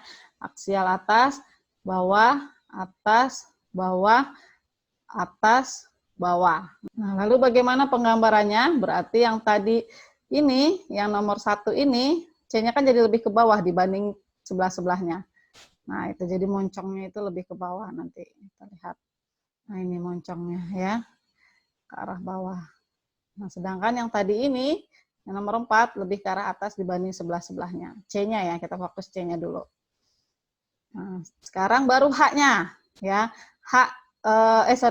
CH3 yang tadi di nomor 1, ya kan posisinya tadi aksial, sekarang kita lihat dia miring, berarti dia ekuatorial. Ya.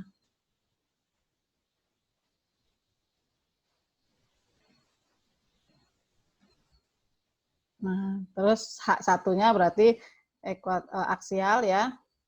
Nah, sedangkan yang nomor 2, yang tadi H-nya sudah saya tandai warna coklat, yang tadinya ekuatorial, berubah menjadi aksial.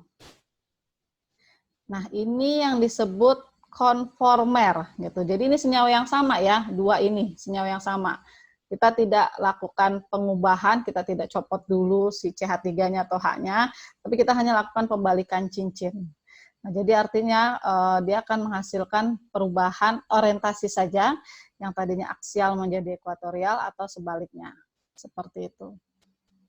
Nah, tapi kalau kita bicarakan masalah posisi si substituen, itu tetap ya, yang tadinya di atas ya, tetap di atas. Tidak berubah menjadi ke bawah. Ya, gitu. Jadi kalau kita mau mengubah dia ke bawah ya berarti itu artinya adalah senyawa yang berbeda, sehingga nanti akan ada yang namanya isomer geometri di sikloheksana gitu ya. Nanti ada cis dan trans gitu. Cis berarti sama-sama ke atas atau sama-sama ke bawah, dan trans sama-sama trans itu berarti selang-seling ya, atas bawah gitu ya, saling berlawanan. Nah, seperti ini penggambarannya ya. Yang nomor 1 ini ya, yang tadinya lebih ke atas kan jadi lebih ke bawah. Otomatis yang tadinya aksial berubah menjadi ekuatorial dan seterusnya. Nah, di sini terlihat tanda panah ini lebih mengarah ke kanan. Maksudnya apa? Ternyata posisi ekuatorial itu lebih disukai dibanding posisi aksial. Kalau tadi pada sikloheksana, karena isinya adalah H semua, tidak ada bedanya ya ketika diubah kedua posisi ini. Tapi ketika berubah salah satu H dengan metil, itu akan berbeda kestabilannya. Nah, mengapa? Karena kita tahu CH3 itu kan lebih meruah dibanding H ya. Nah, sehingga kalau posisi dia aksial, interaksi C gitu ya dengan HH gitu ya, itu lebih besar kalau posisinya aksial dibanding kalau posisi ekuatorial. Nah, ini posisi ekuatorial. Gitu. Jadi posisi aksial itu dia interaksinya atau tolakannya lebih besar dibanding ekuatorial. Ya. Yang kita sebut sebagai interaksi 1,3 diaksial. Lalu bagaimana dengan sikloheksana yang memiliki dua substituen ya atau disubstituen. Contohnya ini 1,2 dimetil sikloheksana ya. Nah, posisinya misalkan ya kita atur gitu ya. Sama-sama di atas gitu ya, berarti seperti ini. Kalau sama-sama di atas karena dia 1,2 berarti akan diperoleh satunya aksial, satunya ekuatorial seperti ini. Sehingga namanya cis AE ya, namanya cis AE. Nah, sedangkan kalau terjadi pembalikan ya, artinya kan ini yang tadinya aksial akan berubah menjadi ekuatorial sini ya. Yang nomor 1.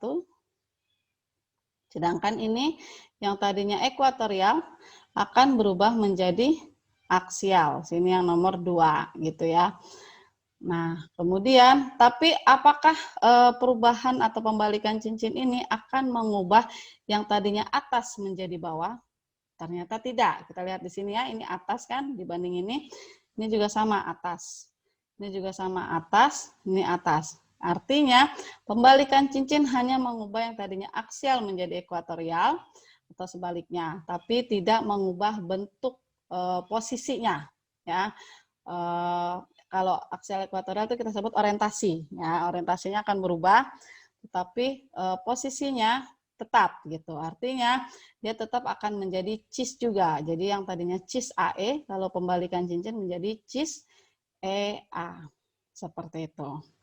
Nah, artinya kalau kita mau membuat posisi dia berubah yang tadinya atas menjadi bawah, itu tidak bisa gitu. Jadi ya berarti itu adalah dua senyawa yang berbeda. Nah, sehingga itu tadi kita sebut sebagai isomer geometri.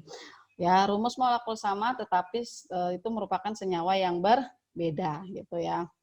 Nah, berarti ini kalau kita mau buat misalnya menjadi bentuk trans, berarti salah satunya kita ubah.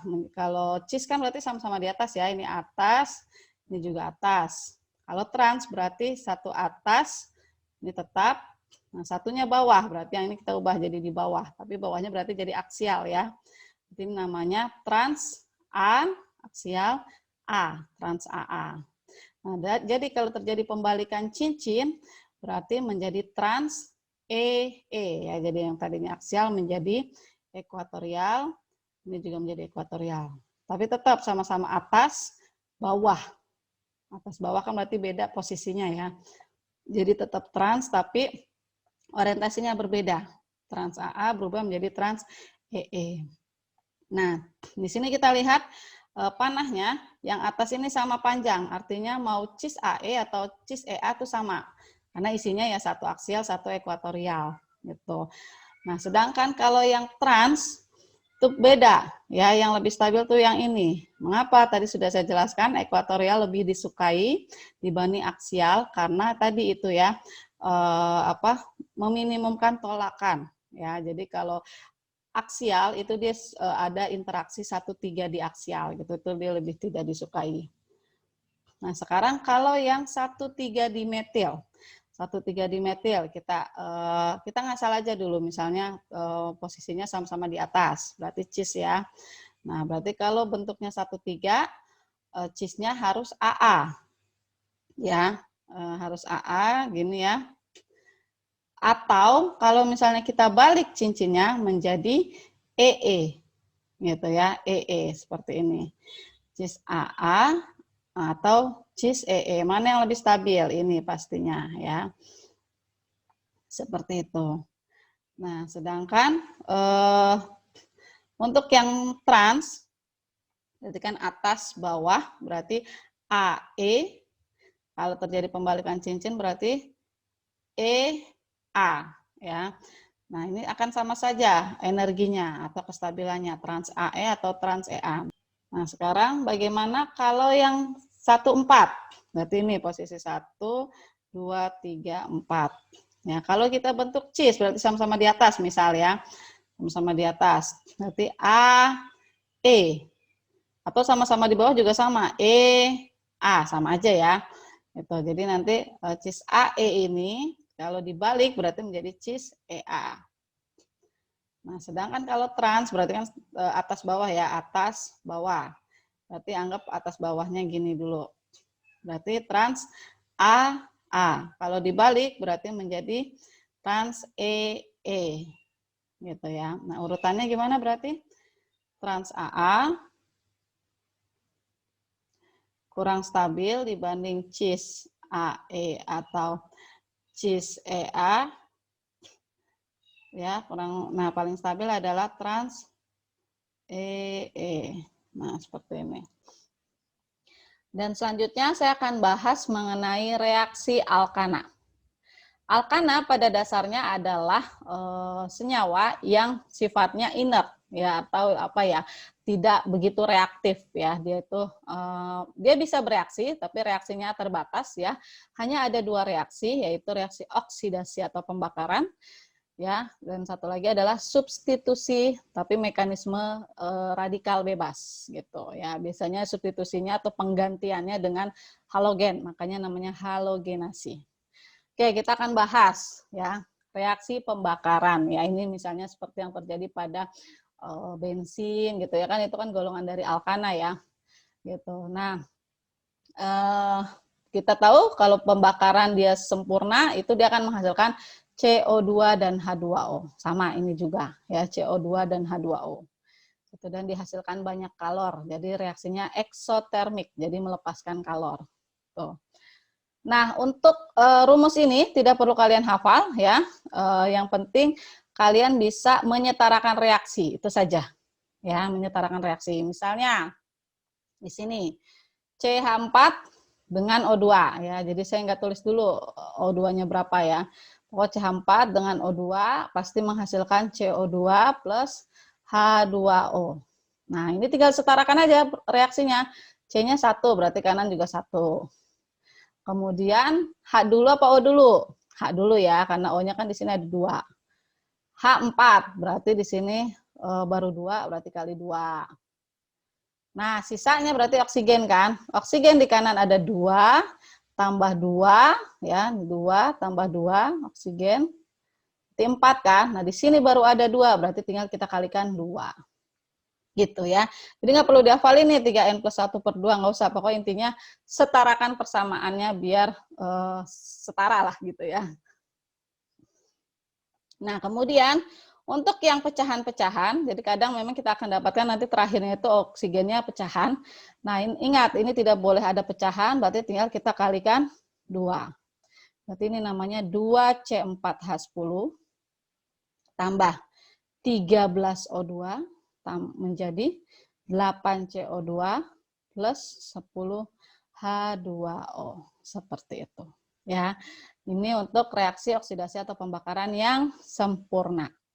Nah, kalau yang tak sempurna atau oksidasi parsial, nanti hasilnya bukan CO2, ya, juga bukan H2O, tapi karbon monoksida, karbon saja, atau bisa jadi formaldehida atau asam asetat, ya.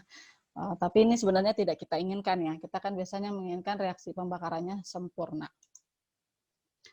Nah, ini contoh kalau pembakarannya tak sempurna ya.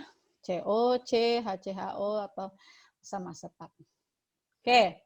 Selanjutnya reaksi substitusi, berarti penggantian ya. Dengan halogen biasanya. Berarti di sini apa yang diganti? H-nya. H dari alkana nanti akan diganti oleh halogen ya. Nah, tergantung berapa kali reaksinya. Kalau baru sekali yang ganti berarti namanya monohalogenasi. Gitu. Jadi contohnya ini ya, CH4 plus Cl2. Jadi 1 H-nya diganti sama Cl ya. Jadi CH3Cl plus HCl. Ya. Nah, karena ini melibatkan radikal bebas, berarti syaratnya pertama harus ada suhu tinggi. Ya, radikal bebas kan harus diinisiasi dulu ya. Inisiatornya biasanya kalau nggak suhu tinggi atau cahaya gitu ya. Jadi bisa cahaya atau UV lah seperti itu. Nah, kemudian tadi seperti yang saya bilang, tergantung berapa kali reaksinya ya, bisa dibedakan, ada monohalogenasi, berarti satu tadi yang digantikan. Kemudian karena ini reaksinya radikal bebas, dia biasanya sih radikal bebas kita tahu ya sangat reaktif. Jadi ketika sudah terbentuk satu produk, dia nggak berhenti sampai situ. Gitu. Jadi bisa aja bereaksi lebih lanjut. Gitu. Jadi direaksikan lagi, atau bereaksi lagi gitu. Jadi nanti ini satu hanya diganti lagi menjadi CH2, Cl2. Nah, seperti ini ya kan. Bereaksi lagi gitu ya. Berarti menjadi CH, ini berkurang, ini yang bertambah. CHCl3 sampai seterusnya, sampai semua H-nya sudah digantikan oleh halogen gitu ya. Contohnya di sini berarti dengan klor gitu. Oke, nah kemudian selain dengan klor bisa juga dengan brom ya. Jadi biasanya tuh dua aja, kalau nggak bromo atau kloro. Kenapa fluoro tidak bisa atau fluorinasi tidak bisa?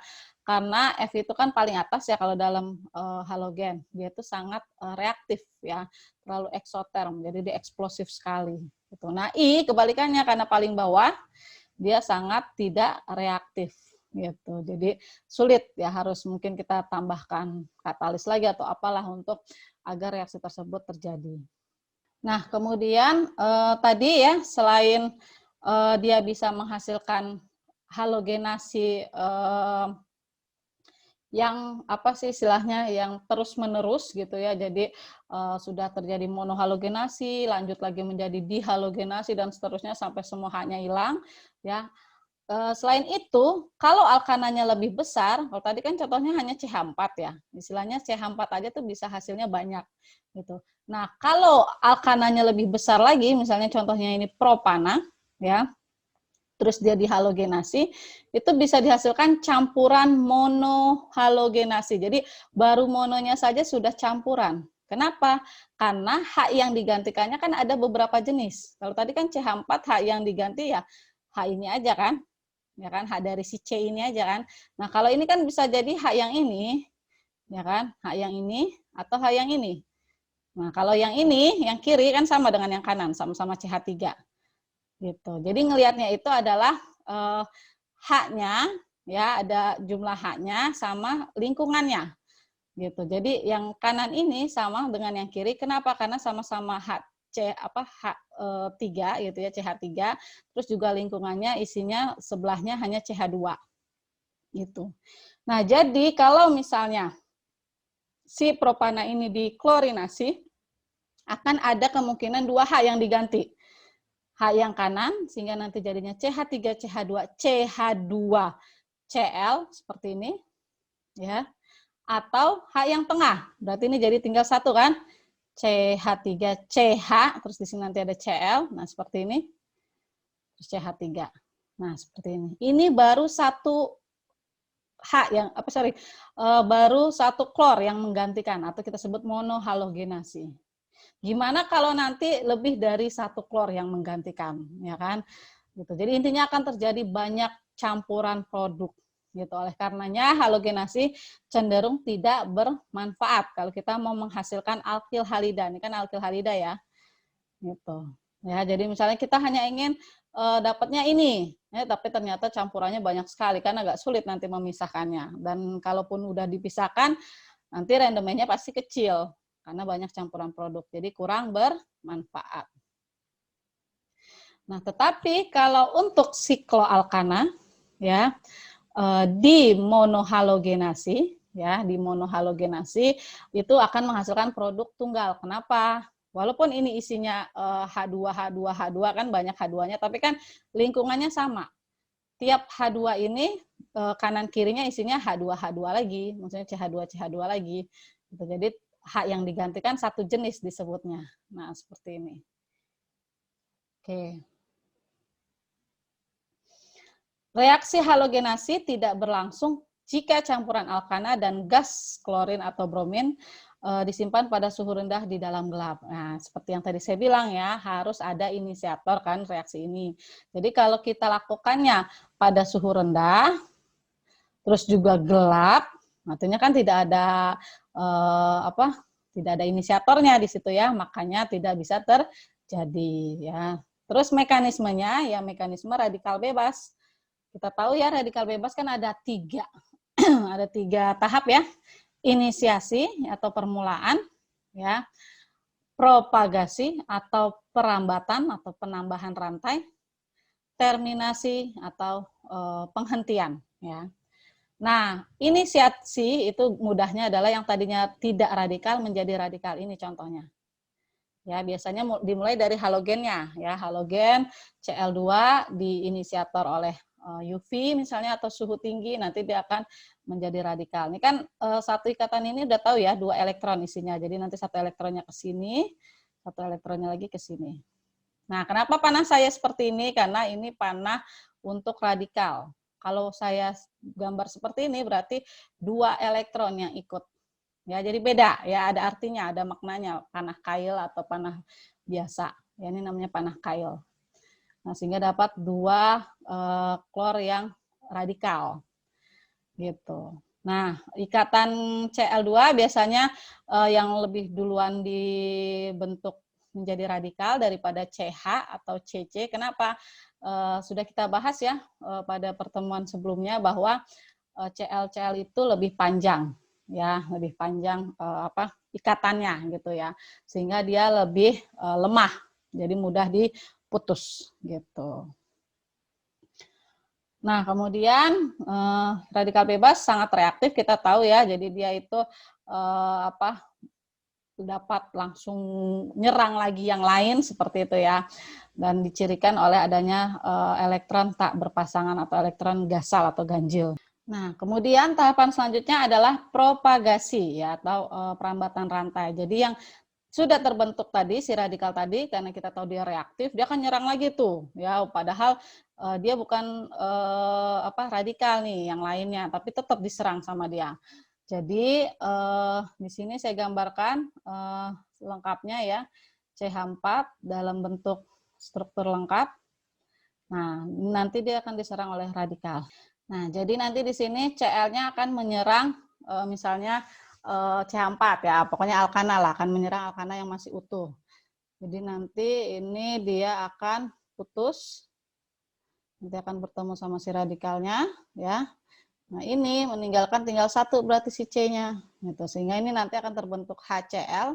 HCl-nya sih sudah tidak radikal. Tuh ya. Karena radikal ketemu radikal kan jadinya utuh kan, 1 ikatan.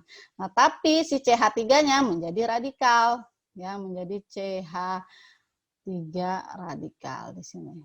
Nah, seperti itu. Ya. Kemudian CH3 radikal akan nyerang lagi si Cl2 yang masih utuh. Ya, jadi dia nggak terima, dia udah dibuat radikal, dia nyerang lagi gitu ya. Nah, sehingga nanti akan terbentuk di sini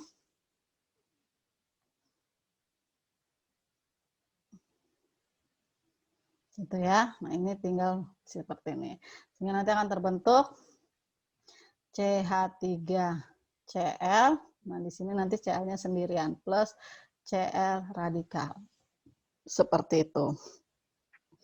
Nah, intinya kalau kita bisa istilahnya lihat perubahan yang terjadi adalah yang namanya propagasi itu yang awalnya radikal akan tetap radikal gitu, radikal akan menjadi radikal tapi radikalnya yang lain gitu.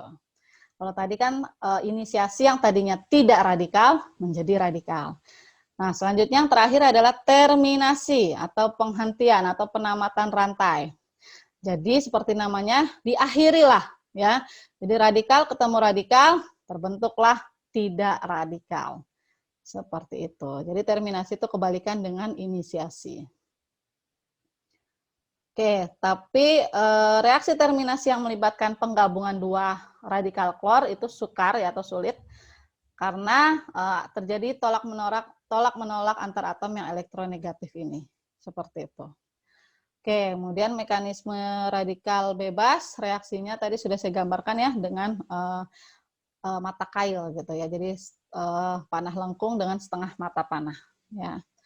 Oke, itu penjelasan video mengenai alkana dan sikloalkana. Semoga dapat dipahami. Saya cukupkan video kali ini. Wassalamualaikum warahmatullahi wabarakatuh.